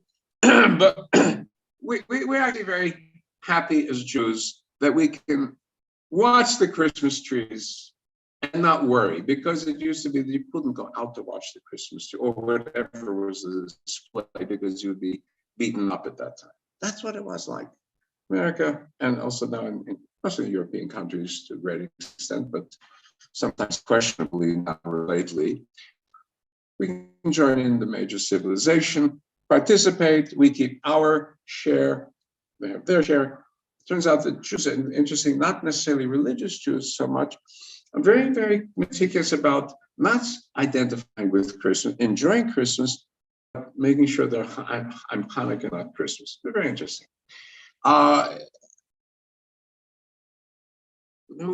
We know, because it's like today, December 25th, we know that we're a minority in a Christian civilization. It used to be that we were a minority in Muslim civilizations, except now in most Muslim civilizations, we just don't exist, get kicked out. So when things go well, we're very happy with the neighbors of all faiths.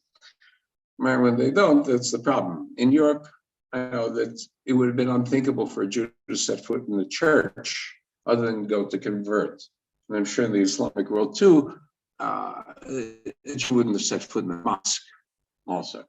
So that's one element of Western Enlightenment, European Western Enlightenment, that has strong roots here in America for sure. So I said, we know most of history that was not the case, and things didn't go well. So I think back, it used to be, in fact, Jews wouldn't say Christmas, right? Merry Christmas. You wouldn't say Merry Christmas, it's a Happy Holidays. Why? Because Christmas Christ, you would say Xmas.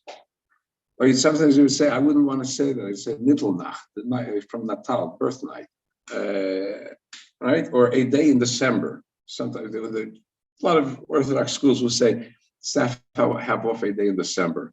That's saying Christmas. Because we wouldn't say the word Christ, right? You wouldn't say Jesus Christ, because that is to give a title that we reserve as being Greek for Messiah, we reserve for what we accept as the Messiah. Just as we couldn't properly, as a Jew, say the prophet Muhammad, because the prophet is a title reserved for the biblical prophets. And so for a Jew to say the prophet Muhammad would be a contradiction. And to give any other title would be unfair. Same as for Jesus. For a Jew to say any other title would be unfair towards the Christians. I just say Jesus. So I asked my father, what do you say? What do you answer when Christians ask him what do Jews think of Jesus? And his answer would be, why ask? He says, we Jews live among many religions. Do we need to answer what Jews think of Muhammad? Do we need to answer what we think of Buddha? It's not a Jewish issue. That was his take. So we might turn the table and say, well, what do we think of our neighbors of other religions? Well, why haven't we pushed our nose into the business of other people's in terms of their faith, right? I mean, think about it. We claim we have the original word of God, certainly as we saw it. So why didn't we do what the two cognate religions do, which is push it on everybody? And that's the question. Why don't we push it on everybody, right? I mean, how did Christianity take its roots? It's the power. Where did it get its power? So when Constantine the emperor looked up in the skies before battle, saw a sign in the sky that looked like a sword, or it looked like a cross, and how it was interpreted. And the message came to him in hoc signo vinca, in this sign you shall conquer, right? Sign of the cross, which was also a sword. Or in Islam, right? I know, a lot of Muslims like to tell us that Islam comes from the word salam, peace. But what they don't tell you is that going back to early Islamic sources, the world is divided into Da al-Islam, the dwelling place of peace, Islam, Da al-Harb. The rest of the world is destined to the sword, destruction, those who refuse Islam. They don't mention that. There's also a classic statement, I don't know if it's in the Quran, but it's in early Islamic sources, which is the law of Muhammad is by the sword. Two militant religions. I'm not saying one is more militant or less militant than the other. Both had their roots as militant religions, right? They're convinced of their superiority. This does this to me all the time. The mouse is sort of flaking out on me. Let me see if I get the mouse to work better now. It's still flaking. Okay.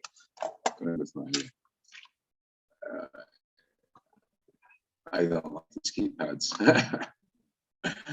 Okay. So, I mean, we're not going to be, what are we in modern parlance, talit shekulat chelet. I don't say that we're the talit that is pure blue. So we had a period of militant missionizing. It was very, very short-lived, shortly after the time of the Maccabees. The last of the, still the Maccabean family, direct Maccabean family, Yohan Hurkacz, destroyed the capital of the Samaritans, right? Cognate related to Israelites, but in conflict with them, and then conquered Idumea, which is Edom, as we say, southern Jordan today, forcibly converted them. And there's a presumption that perhaps he also converted by force the pagan populations of the Galilee. Presumption. One of these claims that gave rise to the claim that Jesus was never born Jewish, because as a Galilean, they're really pagans. But this seems to be inaccurate. Galileans were, to the most part, transplanted Judeans. But that's sort of a sidebar. Right? Very short-lived. Very short-lived. And he restricted his campaigns to areas that were historically part of ancient Israel. Edom was, at many times, under the rule of Judea. So he didn't extend far beyond that. There were some later exceptions when pagan kingdoms converted to Judaism and then engaged in expansionist wars like the early Jewish kingdom of Yemen, a century before Muhammad. And it's also true that at a point, we were also, during the Greek active missionaries. We haven't seen that in many, many centuries, but we were active missionaries, not by force of the sword, but knocking on doors. And so the Christian scriptures has in Jesus' words in the writing of Matthew, this condemnation. He says, woe to you experts of the law and you Pharisees hypocrites. You cross land and sea to make one convert.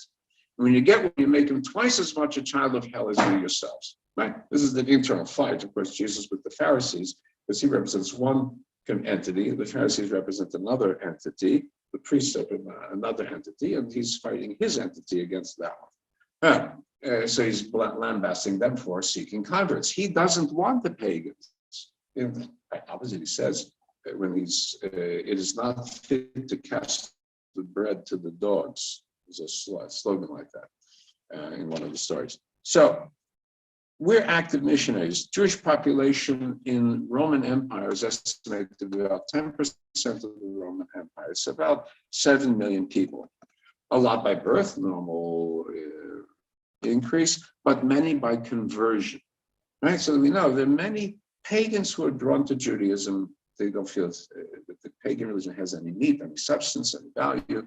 We see the way of the life of the Jews, and they like it, and they adopt it, especially, by the way, women in particular, because they felt that with the Jewish husband, it was a little bit more secure, right? So that seems to be the case. But the growth stopped. This missionizing growth stopped. Well, there were 2 disastrous wars against Rome, at which point the Roman Empire did everything possible to put down the Jewish population where it could, because this was a very troublesome people.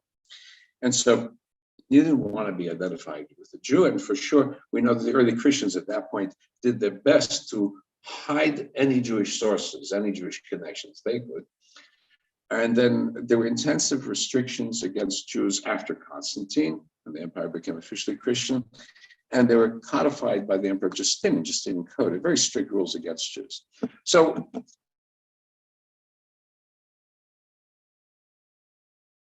committed to making the whole world Jewish. Although somebody did write a song in a movie called When You're in Love, the Whole World is Jewish. Maybe because we were in love, we didn't need to make the whole world Jewish. Everybody's Jewish, huh? Or, yeah. When we since Judaism tried to study that, when did the position start? When did, the Christians? Paul establishes it. You no longer need it. Because if you have, Paul starts the split, or it seems that it would be with Paul, maybe it's before, but it's expressed very clearly in Paul's writings. There are two paths, as far as he's concerned. There is children of Israel who still follow the law, and then the Gentiles who are freed from the law because they now have their connection through Jesus. Gradually then, those Christians of pagan origin would push out the Christians of Jewish origin, and become the dominant Christianity, right? So anyway, we went from actively seeking converts to pushing away converts, actively pushing away. And keep in mind, now, from the time of the Roman emperors through Islam, to convert to Judaism was essentially to commit suicide. The convert would have to escape to be protected from execution. Community that helped them convert would be in big trouble. So we didn't eagerly want converts. And it was grounded, as I said, Christian law prohibited apostasy. Laws punished apostates and those who converted them with death. So in the Shulchan Aruch, with the commentary of Rabbi Isserles, which is the commentary that makes it the guide for Ashkenazic Jews, he says, in these lands, Poland, it is forbidden to convert non-Jews. Specifically, it's forbidden. Why? Because there's something called the Magdeburg laws of Poland. It's the constitution of Poland. And it set the framework for the cities, and the legislation enacted also by the Sejm, the parliament, both demanded death penalty for apostasy from Catholicism. Not just if you run away from Catholicism, right? Because they're also fighting Protestantism at the same time. So you didn't rock the boat. Muslim countries also tilted, many Muslim countries, like Pakistan. I'll give you an instance in Pakistan. And Pakistan's probably been in the news for this. Non-Muslims are forbidden to convert Muslims to another religion, a crime punishable by law. It's a statute specifically, and found it from a UN source, actually. For Muslims themselves, is the quote, conversion is reportedly dangerous and may be punished under section 295A of the Pakistan Penal Code, which imposes up to 2 years of imprisonment for outraging the religious feelings of any class of citizens. Geneva International Commission of Jurists, that's the source.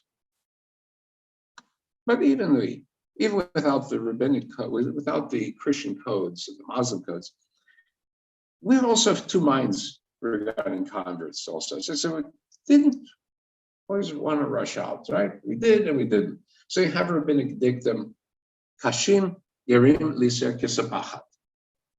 The converts are as difficult to Jews as scabs on the body. It's not a very nice statement. Why? Why is it? Why are they painful? Well, one accusation is they don't really live up to their commitments. This is one of the complaints.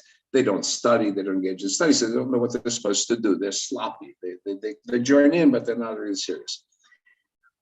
More probably, it's elicited by the sense that under the Roman persecutions, those who are converted in good times ran away when things get tough.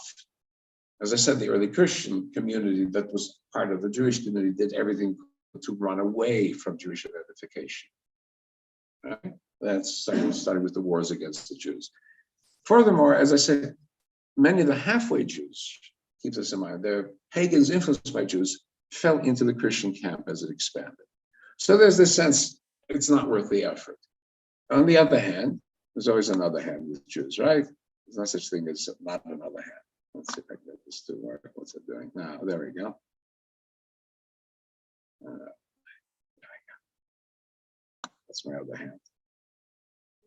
The other quote, the other way, that same thing about converts being scabs, it's not because they're bad. It's because they're so good that they make the Jews look bad in comparison. You know, it is, let's take it the other way around. We have wonderful converts. And you got Jews who don't do anything, who are lax, who fall by the wayside. Look at this great convert and look how bad you are. So that's the other point.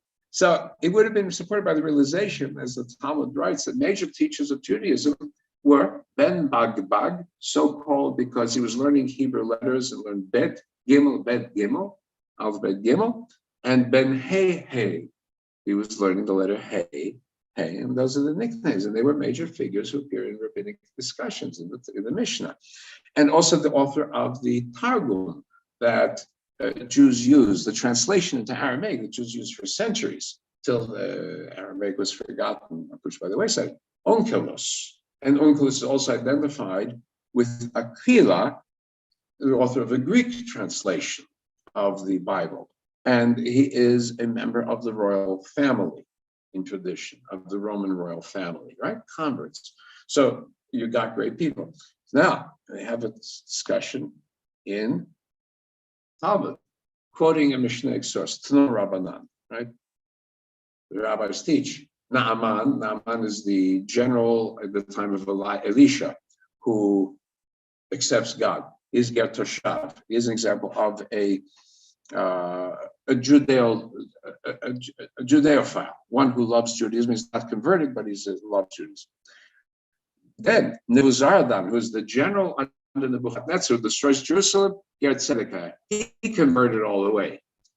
Mibnei Banav Shel Sisra, the children, the descendants of Sisra, who was this commander of the Canaanites, they taught Torah in Yerushalayim. Mibnei Shel Sancherib, the descendants of the man who destroyed the northern kingdom, taught Judaism in public. And who were they? Shammai and Naphtalion. The two great teachers who preceded Hillel and Shammai and Naphtalion, are descendants of the man who destroyed the Jewish people. And they even go in and say, even Nebuchadnezzar, this last days, converted. And they emphasize that Rabbi Akiva was reported to be a descendant of converts, right? They make that point, right? People, and they were accepted. So we have this thing, we're not rushing to go knock on the doors. We're pushing people away, but if they come in and they're serious, they become our teachers. Okay? Just as an interesting thought, I just got a file this week, 300 files is online sent to me from the Jewish Museum of Berlin, where my father was involved in cases of conversion of Germans to Judaism after the Holocaust, right? Germans converting to Judaism after the Holocaust. I'm going to work on that. I'm going to get something out of it. So we have a position which is Yad Mikarev, Yad Docher. Pull in and push out. We're not going with the conquest by the sword. We're not pushing. So we have the examples here, Hillel and Shammai, right? You know the story. A pagan comes to Shammai, stands on one leg. Tell me all of Judaism while I'm standing on one leg. And the Hebrew word leg, regel, is also the Latin word for a rule, a simple rule. It's plain words. And Shammai chases him away with his architectural measuring rod. And then he comes to Hillel and he says, convert me, and says, okay, what you don't like done to you, don't do to somebody else. So simple. That's called Torah Kula. Then he says, the rest is the commentary, and you have to go and study it, right? So it says at that point, Hillel succeeded. It says the modesty of Hillel, the patience of Hillel brought him in, while the strictness of Shammai chased him away. So it's right? So discuss nicely, you don't use force, you don't use violence. Somebody comes, okay. Rabbinic position is, by the way, if somebody comes to convert, you first chase them away a few times. I want to see if they're really serious about it before you accept. It's very opposite, right? We don't go actively push for proselytes. That's it. Now, I remember it's my cousin's daughter, who spoke this on video for Yom Kippur about the need to bring in more people. We Jews aren't reproducing ourselves. Reproduction numbers, especially in the United States, is very weak. And we need to be open to converts. But again, if we do bring people in from the outside, it's by social influence or connection or acquaintance, and not through coercion. Never through coercion, whether political or through application of pressure. right? In the United States now, anybody can switch religions. It's very popular. We don't push our way in. We don't knock on doors. We don't leave pamphlets on all the doors like Jehovah's Witnesses. We don't go around on bicycles like the Mormons. We don't have these special things with American Board of Missions to the Christians, like the Christians have to us, or Jews for Jesus, or or Christians from Moses. We don't have it. We don't have it. We don't do it. What we got is Chabadniks knocking, but they only knock on Jewish doors, right? That's they're close to mission. We got to do with ourselves first. What do I need to worry about? But there are reluctance. The first group in history see a common source of humanity. We saw anything related between one group. I'm Greek, the rest are barbarians. I'm Egyptian, the rest are whatever they are. So these are all from Adam and then through Noah, and we split up into our different families and different languages, but we have a common humanity. And so we have a concept of 7 laws of Noahide. So 7 universal moral laws that would be obliging upon all human beings. And then rights of all nations have a place in the world to come. Right? You want to sit in heaven, you don't have to be a Jew. Right? So we have a universalizing core. It gave birth to both Christianity and Islam. So we may say, but if we possess what we consider to be true, don't we have an obligation to preach the truth? If I believe I have a vaccine to a pandemic, do I not have an obligation to vaccinate you even by force? I'm protecting your life. Am I going to do this even by force? Right? To do less is to be immoral in that perspective. And that, by the way, is not true just of religion. It's of all universal ethics. It drove Alexander to his great conquests. He was going to unite all humanity. That was behind Alexander the Great's conquest as a student of Aristotle. It drove Marxists to spread the faith by the sword. Same kind of thing. I have the truth. It's my obligation to force you to accept the truth. But universal ideologues become universal destroyers also. So I quote from Eric Hoffer, author of The True Believer: all mass movements strive, therefore, to impose a fact-proof screen between the faithful and the realities of the world. And they do this by claiming that the ultimate and absolute truth is already in their doctrine, and therefore no truth and no certitude exists outside it. The facts on which the true believer bases his conclusion must not be derived from his experience or observation, but from Holy Writ. What Hoffer meant in Holy Writ was Das Kapital and Mein Kampf, and not the Bible or the Quran. Right? It was true. All I will say, absolutist ideological movements. So we think about it. We have a militant religion, especially at the start. We enter the land of Canaan, we take it, but we stop at the borders of the land of Canaan. Only once did we go beyond it under King David, and then we went right back very shortly after that, after Solomon. There's no imperative to take any other territory. Milchemet mitzvah, the law of command, mandatory law only to those necessary for defense and to hold the land of Israel. This is, for example, to be distinguished from Islam, which has the concept of waqf. Waqf means once there's a Muslim territory, it's always a Muslim territory. Spain is Muslim. Southeastern Europe is Muslim because they were at one time Muslim territories. That's the thinking. Therefore, there's no Temple Mount for the Jews. Waqf. Muslim, always Muslim. So we didn't say that. We didn't say that. We are intended to be not the world conquerors, but to be a kingdom of priests, which means you're a priest, you're not a conqueror. We're told that we're chosen not because we're the mightiest power on earth, but because we're the smallest of the peoples on earth. That's our destiny. That's how Moses describes it. God has taken you to be Am Segula, Mikol Amim, a designated people among the peoples. Lo merubchem Mikol Amim. God didn't like you because you're the biggest of the people on earth, but because you're the smallest of the people on earth, right? So we're intentionally a small core, they say an elite core, whose job is then to serve to God in the world, not to conquer, right? And to what purpose, right? Romans believed in divide et impera, divide and conquer. That was their purpose. That was their purpose. Right? European colonialists believe it was obligation to do what was called mission civilisatrice. Right? We're going to impose our values on the world. Japanese imperialists, it was the Greater East Asia Co-Prosperity Sphere, right? When you have this world vision, you're going to force everybody into it. That was never seen as the Jewish mission.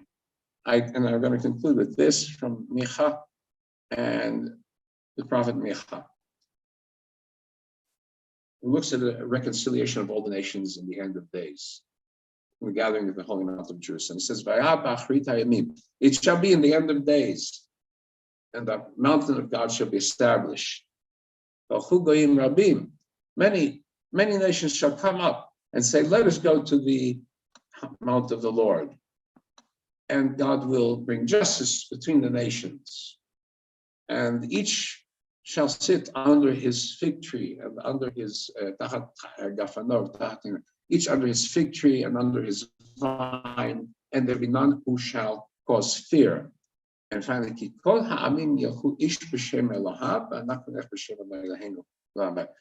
all the peoples will go, each in the name of that nation's God, we shall go in the name of the Lord our God forever. Right? So we're not looking for this mass conversion. We're looking for reconciliation of all the nations. We're looking for nations coming together. For whatever is their vision of God is their vision of God. We have ours instead of ours. And hence, that is why we have chosen to remain small and not to take over the world. Right? Going back to our roots. So to our Christian neighbors, we wish them a Merry Christmas, and to all of our fellow Jews, enjoy Chinese food, and do the sing-along and get Lemley for the Fiddler on the Roof. Okay, go ahead. With respect to today's Jews have different opinions about conversion, different sections and different rules about conversion, and what is the people who will never convert, but different sections. All kinds of Muslims in today's days, at least in the States or in Europe. What do you mean in terms of? Is Islam still one opinion, or is also divided same way as we are in terms of conversion? Oh, conversion is actively sought in Islam. It's a very, very strongly sought. It's an obligation. It's an obligation to spread the Quran, right? Christianity also. So Africa is a very hot turf between the two sides because Christianity is actively missionizing and Islam is actively missionizing. Because right. Now it's much softer than it used to be. Right. No, but in Africa it's very intense. Very intense. Very fundamentalist, very intense. And the active Muslims are very fundamentalist. In the States, I don't know how active they are. They're active politically, engaging themselves in the political realm. And one of the problems is like a movement like CAIR, C-A-I-R, which is their version of ADL, has roots in Muslim Brotherhood and has said things that are, and I'll talk about it. We have Richard Hirschhaus coming in 2 weeks, and we'll talk about that, what's happening here with attempts within, not all Muslims, certain elements in the Muslim world, to impose. By the way, secular Muslims are very, very afraid, or the moderate Muslims, very, very afraid of what is happening in terms of the traditionalist Muslim Brotherhood type dominating the discourse in Europe and the United States and Canada. So I read these newsletters that they put out. Very, very concerned. And when part of the problem is that when there is a critique of Islam, there's a smokescreen blown up of Islamophobia. When there's a critique of Judaism, we also, we will scream anti-Semitism also. I mean, we're very sensitive about it. But there's never been a mass execution and extermination of Muslims as there has been of Jews. Definitely not in the United States. In the Muslim world, no, right? So we are the persecuted ones historically, not the Muslims. but that is part of the politics that's going on. And some of it has to do with playing out what's happening between Israel and the Palestinians, using that, and we'll talk about that. Judy just joined along. Judy just came in. We're ready. We're wrapping up. Okay. Yeah. Okay. We're just in the process of wrapping up. Judy's got to print off. Judy, you said you'd print off some copies of the transliteration for us to have here. Rabbi. Hi, Shabbat Shalom. Okay. Shabbat Shalom. I'm sorry I couldn't make it today, but I will bring them next Shabbat. Next Shabbat. Okay, very good. So next Shabbat, okay, yeah, which reminds me, let's go to next Shabbat. Next Shabbat, New Year's Day, January 1st. So I am going to be away, but Dr. Norman, you'll cover for me. Are we going to try to do the videoing? You'll be, yeah. It's just that, you'll have it set up. Okay, so you'll be able to operate without the laptop. Very good. Okay, good. And then, as I said, the following. Yeah, so please make sure that Dr. Norman gets the outline tomorrow. We'll do that. Very good. Not even so much. I'll email. But the Torah reading. Torah reading. Okay, tomorrow. I'll put up. Okay. And as many videos for the service, that's fine. Okay, we'll give it a few. As many people can be. And everybody's welcome. People, yeah, I can't be responsible for the people. Okay, I'll put up a few. I won't make too many music videos. It's just a few. Yeah, a few minutes. Prayer for Israel. I can put up few ones. Okay. Yeah. Okay. Okay, very good. Okay. Okay, very nice. Okay, so let's call it for the Shabbat. Did we do Adon Olam? Well, we did. Okay, that's it. I can't remember. Oh, let's all finish with Adon Olam. Judy, you can hear this. Adon Olam Asher Malach B'terem Kol Yetzir Nevra Li'et Na'asa B'chefzo Kol Azai Melech Shemo Nekra V'Acharei Echlot HaKol Levado Yimloch Nora V'hu Haya V'hu Hoveh V'hu Yeh B'tifara V'hu Echad V'ein Sheni L'hamshir Lo L'hachbira Beli Reishit, Beli Tachlit, Velo Ha'oz HaMisra, V'hu Eli, V'chai Goali, V'tzorchem li B'eit Tzara, V'hu Nisi Omanos li, Menat Kosi B'yom Ekra B'yado, Afkidufi, Yeti Sham Yaira, Vimeruchi Geviati, Adonai li Belo Ira, Shabbat Shalom. Shabbat Shalom.